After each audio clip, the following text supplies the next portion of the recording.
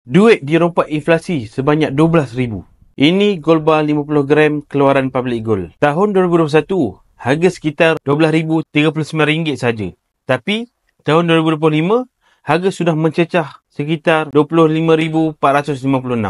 Yang simpan duit sekitar RM12,000 dari 2021, nilai duit anda sudah dirompak inflasi sekitar RM12,000 dalam masa 4 tahun sahaja.